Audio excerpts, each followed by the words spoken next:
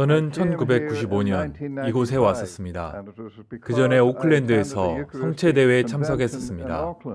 그곳에는 호놀룰루에서 온 연사가 있었는데 나주 성모님상을 모시고 왔었고, 그로 인해 우리가 있던 강당 전체가 아름다운 장미 향기로 가득 찼습니다. 저는 이에 매우 놀라 나주에 가야겠다 결심했던 것입니다. 그래서 한국을 방문하기로 결정했습니다.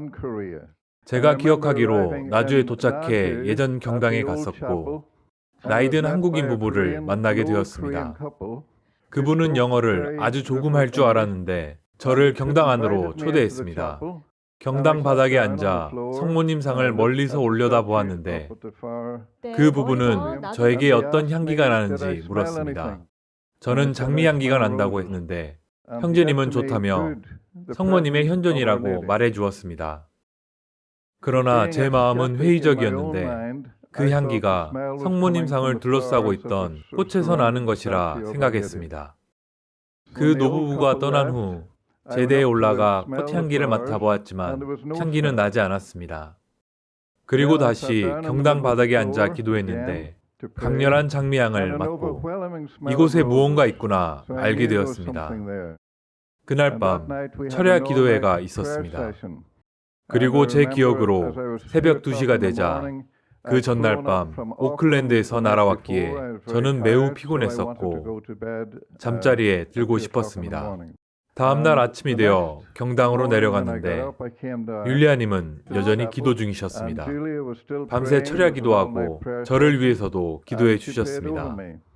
다음날 우리는 성모님 동산에 갔는데 그 당시엔 지금 같지 않고 아직 개발되지 않은 상태였습니다. 기적수 샘터까지 올라갔는데 모두가 기적수 한 컵씩 마시기를 원해 물을 받았습니다.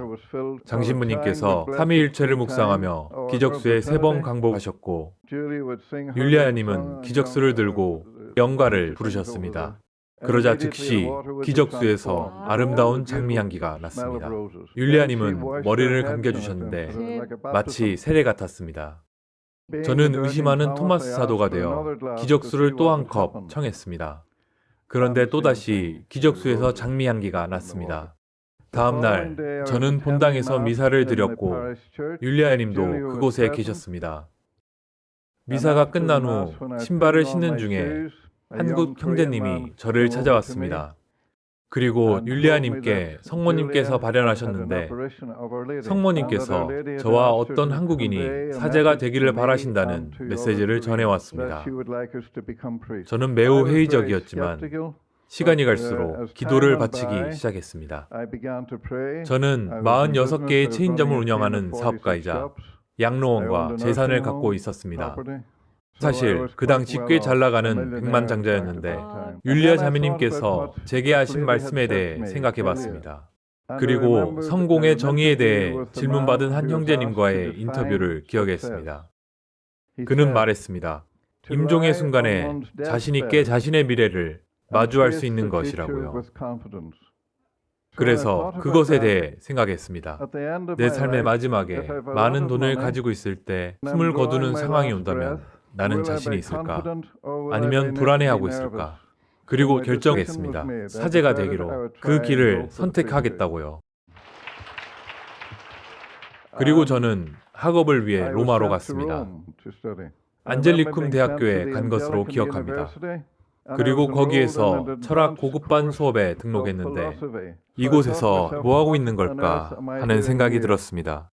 하지만 성모님께서 정말 저를 부르셨다면 모든 것은 가능할 것이라 생각했습니다. 2학기 모두 최우수 성적을 받았고 이것은 저에게 계속해서 이어나갈 동기가 되었습니다.